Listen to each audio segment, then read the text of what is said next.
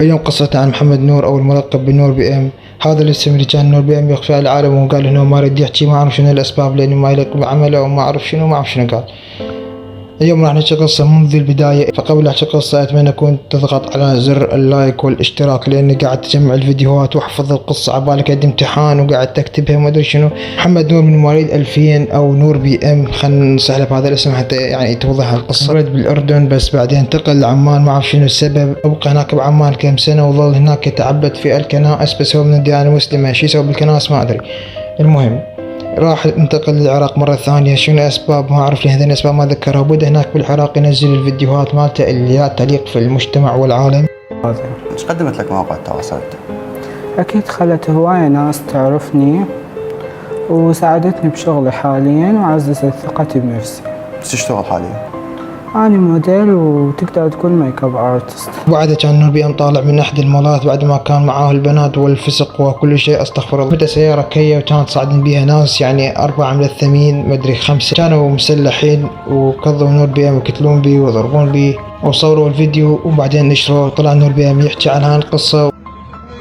كان يجي يطلع من البنات، كان يجي المول المنصور، كان يجي المول المنصور للبنات، وانا موظف مال المول المنصور احمد، واشوفه بالسنابات مالته. الله هاي تعليقك، هاي تعليقك باو، ما حد يفهم. خلي يشوفك زين، خلي يشوفك زين باو. انت منو وين؟ انت منو؟ احكي انت منو وين؟ وبعدين اختفى نور بي ام 3 سنوات لانه سافر الاربيل، وبعدين هم رجع لبغداد وظل هناك ببغداد. كل ما يطلع لاي مكان يتلثم ويلبس الكمامه وما اعرف شنو، حتى ما حد يعرف. عن تداعيات اغتيال البلوجر محمد نور والمعروف بنور بي ام، ينضم الينا مراسلنا في بغداد ابراهيم نهاد. مرحبا بك ابراهيم الى المنتصف. ابراهيم، حدثنا عن اخر مستجدات الحادثه، هل اتضحت الاسباب؟ من هي الجهه المنفذه للجريمه؟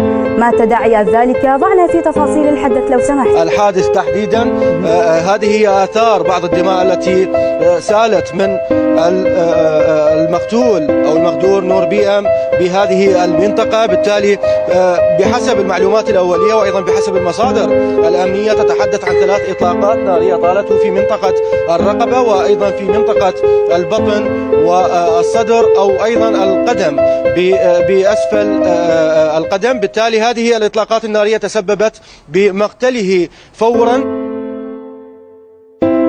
بس بعد كل هذا الاختفاء طلع نور بي ام ب 2022 قام يفتح بثوث على التيك توك، وصار يطلع ويا ناس مو زينين، ومن ضمنهم عبود من الدورة. اي تعرف منو يطلع ويا عبود من الدورة؟ ما يلا. المهم خلينا نكمل القصة.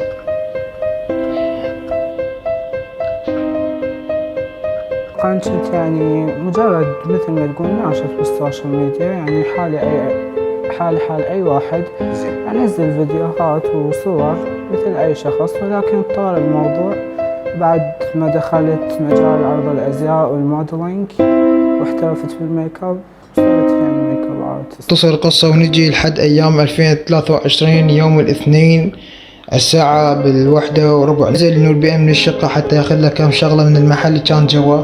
بعدين قابلته دراجة مال دليفري كان صاعد بها ولد، وكان لازم بيده مسدس، وهذا المسدس كان حاطه بعلاق. الشرطة تقول انه كان حاطه على مود البصمات مال اصابعه ما تصير على المسدس، وناس تقول انه كان حاطه على مود ما حد يشوفه وما اعرف شنو. المهم الولد بعد ما شاف نور بي ام ضرب عليه 3 طلقات. اول طلقة اجت برجله والطلقتين باقيات ما اعرف وين اجت، بس يقولون يعني من اول طلق انضرب ما مات، يعني من اول طلق انضرب اكيد ما مات. يعني يقولون انه ظل يزحف لحد ما راح ورا السيارة، بس بعدين هم من كده. المهم من هنا وصلنا لنهاية اختصار القصة باكثر شيء اقدر عليه. المهم اقول يلا مع السلامة.